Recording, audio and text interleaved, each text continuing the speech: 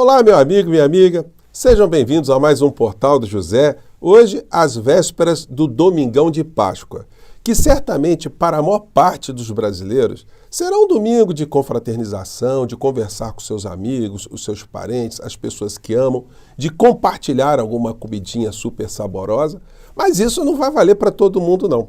Porque existem algumas famílias, em especial, que terão um domingo indigesto, porque os ovinhos que estão sendo preparados são ovinhos indigestos e alguns estão sendo distribuídos nesse feriadão prolongado pelo Supremo Tribunal Federal, que mostra que filas continuam a andar aqui no Brasil.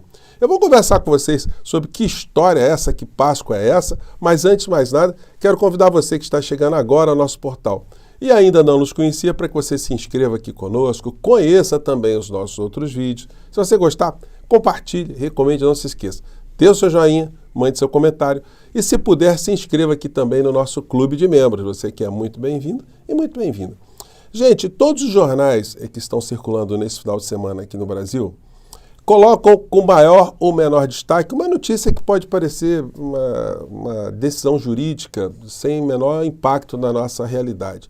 Mas é uma situação muito importante, sim, em situações que mobilizam todas as pessoas aqui no Brasil que prestam atenção nos acontecimentos políticos. A notícia diz respeito ao Supremo Tribunal Federal ter começado a decidir sobre um fato muito importante. STF tem 5 votos por estender foro especial.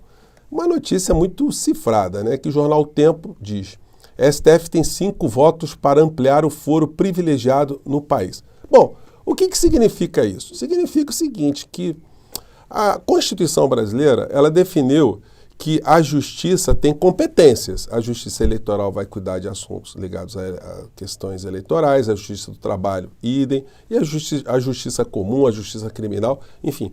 Cada justiça ou cada órgão do Poder Judiciário tem uma competência específica. E algumas pessoas na República Brasileira também são julgadas em foros específicos. Se o cidadão é comum, ele é julgado pela Justiça Comum. Mas se já é uma autoridade, ela começa também a ter um julgamento qualificado em cortes qualificadas. Quanto mais alta a autoridade, mais alta a corte que ela será julgada. É assim que sempre funcionou.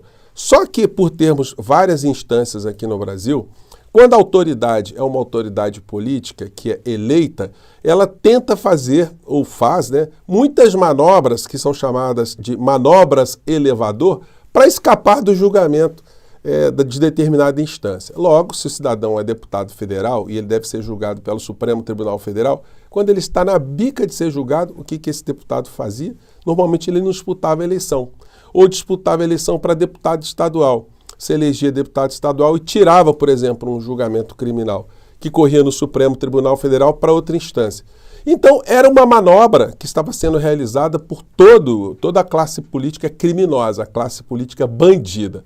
Recentemente, nós tivemos aqui no Brasil um fato que agora vai ressurgir, que foi a incriminação, pelo menos ainda inicial, do clã Bolsonaro no assalto às joias do governo brasileiro, pertencentes ao governo brasileiro, porque não eram joias pessoais. E aí eles foram chamados para depor. Que história é essa de terem subtraído joias, não terem revelado, de terem levado para fora do nosso país e terem vendido, E aí, quando foram para a Justiça Federal, todos para deporem, num depoimento simultâneo, todos ao mesmo tempo, o que eles fizeram? Ficaram todos calados. E a desculpa esfarrapada do inelegível e da sua conja, entre aspas, a conja 03, é que a justiça competente não seria do Supremo Tribunal Federal, seria do juizado de primeira instância, porque já que ele não é mais presidente, então agora ele teria que ir para primeira instância.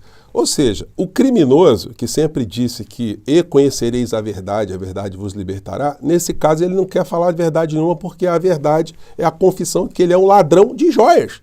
Simples assim, a gente tem que falar com português claro, sendo advogado ou não sendo advogado, jurista ou não jurista, o fato claro é esse. Ele subtraiu, e quem subtrai vulgarmente é conhecido como um ladrão. Então é isso que aconteceu. Os advogados dele tentam fazer todo tipo de manobra, mas são manobras absolutamente processuais. Bom, Esse é apenas um dos casos de criminosos do mundo da política que tentam escapar de uma jurisdição para serem julgados em outro, ou seja, prolongarem ao máximo. E aí, olha só a malandragem. A gente está em primeiro grau, a justiça sai do Supremo, volta para uma outra instância, aí o que acontece?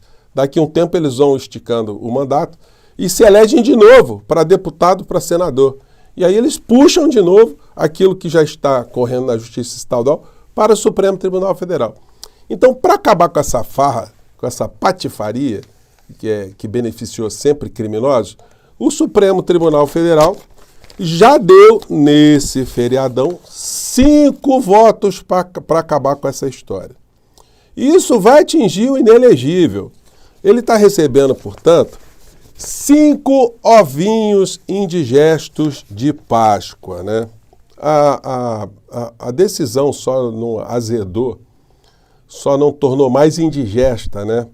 Essa confraternização do clã Bolsonaro, porque o ministro Barroso pediu vistas, né? Ele deu uma paralisada, ele vai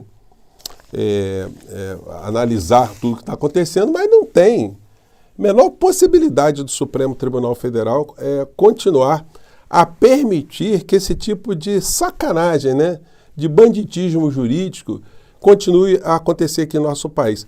Evidentemente, isso vai atingir esse tipo de situação que eu acabei de mostrar para vocês, né? O Bolsonaro ficou em silêncio, a dona Michele ficou em silêncio, o Van Garten ficou em silêncio, todo mundo ficou em silêncio. Já deve ter dado tempo deles montarem alguma estratégia bem mentirosa para explicar algo no campo do surrealismo, como é que essas joias todas foram recebidas, foram malocadas, foram transferidas ilegalmente para fora do nosso país. Tem várias implicações, gente. Circular com riqueza para cima e para baixo, você tem que declarar para a Receita Federal. E aí como é que você declara para a Receita Federal algo que você está levando para vender para fora de uma forma ilícita? E mais, né? Aí depois teve o outro lá que conseguiu recomprar o relógio e transacionou dinheiro para cima, dinheiro para baixo, dinheiro que foi para a conta do pai de Mauro Cid, e depois ele disse que entregou para Bolsonaro. Gente, porque se o relógio foi vendido para obter recursos, isso foi dito lá na frente, né?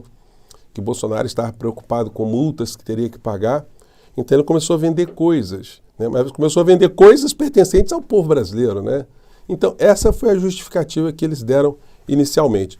Bom, mas para os advogados estão dizendo que a ida de Bolsonaro para o consulado, para a embaixada da Hungria, foi para bater papo com o embaixador na madrugada, né? Coisa muito suspeita, né?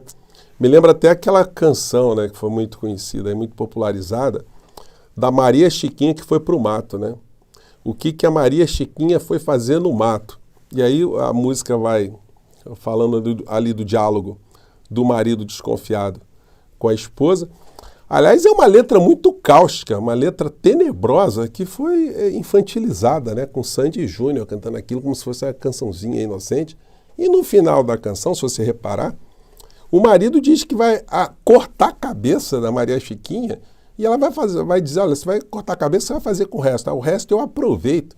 Então, vocês vejam, né, como é que tem coisas assim que passam despercebidamente por todos nós, né, e acabam sendo coisa muito complicada. Pois é, fiz esse parênteses aqui só para ilustrar que o que os advogados do Bolsonaro estão tentando fazer é convencer o Genaro, né, a Maria Chiquinha convencendo o Genaro, que não estava fazendo nada demais, que tudo fazia parte de uma grande inocência. O Bolsonaro ali, ele foi parar na embaixada da Hungria por questões inconfessáveis, né, do ponto de vista moral, né, porque do ponto de vista, para ser explicitado, não tenho o que dizer, né. E aí a gente está vendo o desespero, ontem eu comentei com vocês, mais um vídeo aí da figura do pastor do Bolsonaro, que diz que tem vídeos bombásticos de que se Bolsonaro for preso, os vídeos vão ser soltos, e aí ele será solto também.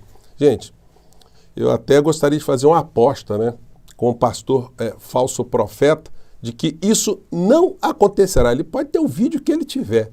Vídeo nenhum vai fazer com que uma decisão do judiciário seja revertida definitivamente com essa montanha de crimes que o Bolsonaro cometeu. O Bolsonaro e o bolsonarismo, eles têm que entender que o problema não é o juiz, que o problema são os crimes, Porque se trocar o juiz e colocar um outro, sai o Alexandre... Vamos imaginar uma situação, sai o Alexandre de Moraes, entra o Flávio Dino, qual é a alegria que essa gente vai ter? Ou entra o Zanin. A única possibilidade é que caísse nas mãos de um bolsonarista, né? De um ministro bolsonarista, mas essa hipótese aí está muito distante, né? Vocês vejam só se o inelegível tivesse conseguido permanência dele no poder, ele teria colocado mais 2 ministros no Supremo Tribunal Federal. Aí realmente nós estaríamos numa situação absolutamente irreversível, o nosso país realmente estaria no abismo mais profundo que a gente poderia imaginar. Portanto, meu amigo, minha amiga, a sua Páscoa vai ser legal, acredito sinceramente, desejo sinceramente que você tenha um ótimo domingo, que você aproveite bastante, que você reflita, você abrace as pessoas, você se divirta, porque algumas pessoas não terão esse privilégio, né? Eu fico por aqui mais uma vez, um grande abraço e até o nosso próximo encontro. Tchau!